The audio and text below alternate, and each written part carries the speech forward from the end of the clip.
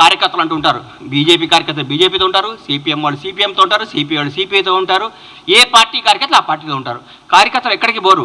కానీ జనం మాత్రం ఈరోజు కాంగ్రెస్ పార్టీ వెనకాల ఉన్నారు. కాంగ్రెస్ పార్టీ అభివృద్ధి వైపు ఉన్నారు. కాంగ్రెస్ పార్టీ మంచి పరిపాలన కోసం ఉన్నారు. కాంగ్రెస్ పార్టీ చేస్తున్న అభివృద్ధి వైపు ఉన్నారు. దయచేసి ఇకనైనా ఆలోచించుకోండి. కొంతకాలం మీ మానసిక స్థితిని మీ తప్పులు ముందు రెక్టిఫై చేసుకోండి. అప్పుడే 30 రోజుల అవ్వగానే ఇవాళ చెప్తున్నా, రాష్ట్రానికి రెండవ ముఖ్యమంత్రి రేవంత్ రెడ్డి గారు రాబోయే ఎన్ని తరాలు ఉంటారో, ఎన్ని రోజులు ఆయన పేరు గుర్తుంటుందో మీరు గుర్తుపెట్టుకోండి. నేను చెప్తున్నా, కాంగ్రెస్ ప్రభుత్వం ఈరోజు అందరికీ అందుబాటులో ఉంది. డైరెక్ట్ సెక్రటరీకి వెళ్ళిపోతున్నారు సార్. ఎవరు పడ్డా ఏ సమస్య ఉన్నా సెక్రటరీకి పోతున్నారు. ఏ సమస్య ఉన్నా ఒక మంత్రి గారిని కేక్ వాక్తో కలుస్తున్నారు. ఏ సమస్య ఉన్నా ముఖ్యమంత్రి గారి దగ్గరికి పోతున్నారు. ఇంతకంటే ఏం కావాలి సార్? సెక్రటరీకి ఎవరైనా వచ్చారా సార్? మీరు కట్టిన ఈ ప్రగతి సెక్రటరీకి ఎవరైనా ఒక్కరు రాగలిగారా సార్? గేట్ల కాడ బంద్ చేపిస్తారు మీరు, గేట్ల కాడ మూపే చేస్తారు మీరు.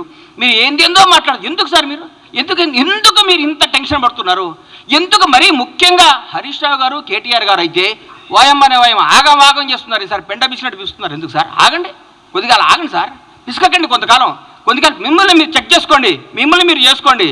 జనం మోసపోయారా? ఎందుకు పోతారు సార్? జనం చాలా విజ్ఞతతో ఉంటారు సార్. మీ అందరికంటే మనందరికంటే జనం చాలా తెలివిగలవాళ్ళు. చాలా గొప్ప నిర్ణయాలు తీసుకున్నారు.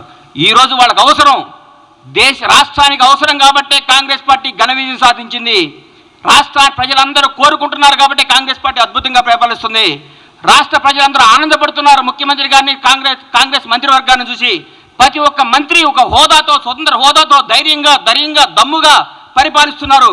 వాళ్ళ వాక్ స్వాతంత్ర్యం ఉంది ఇక్కడ. ప్రతి ఎమ్మెల్యేకి వాక్ స్వాతంత్రం ఉంది ఇక్కడ. ప్రతి నాయకుడికి వాక్ స్వాతంత్రం ఉంది. ఎవరైనా మాట్లాడచ్చు. మీ దగ్గర మాట్లాడాలంటే ఏమవుతుందో నాయన, ఉన్న ఉద్యోగం పోతుందని భయం.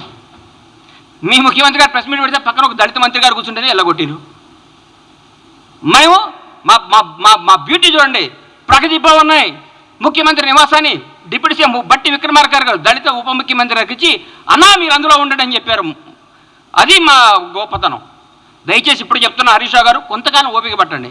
100 రోజులు కాదు, 1000 రోజులైనా మీకు రారు, 1000 రోజులైనా మీకు జరగదు. మీరు ప్రెస్ మీట్ పెట్టే అవకాశం ఉండదు. ఊరికే మీరు పెట్టాలి ప్రెస్ మీట్. ఏదో పెట్టాలి కాబట్టి పెట్టాలి. ఎందుకంటే మీకు అట్లాంటి ప్రెజర్స్ ఉన్నాయి పైన. ఏ ప్రెస్ మీట్ పెట్టు అలా తిట్టని మీకు ప్రెజర్స్ ఉన్నాయి కాబట్టి ఆ ప్రెజర్స్ని తట్టుకోలేక మీరు పెడుతున్నారని నాకు అర్థమైంది. మీ మనస్సాక్షిలో మేము బాగా చేస్తున్నాం, మీ మనసుకు కూడా తెలుసు. మీరందరూ మా ముఖ్యమంత్రి గారిని, మా ప్రభుత్వాన్ని మెచ్చుకొని మమ్మల్ని ప్రోత్సహించి ప్రజలకు మంచి చేద్దాం, ప్రజలకు అద్భుతాలు చేద్దాం, ప్రజలకు ఫలాలు అందిద్దాం. కానీ మా 6 గ్యారెంటీలు అమలవుతాయి. మా 6 గ్యారెంటీలు అందరికీ వస్తాయి.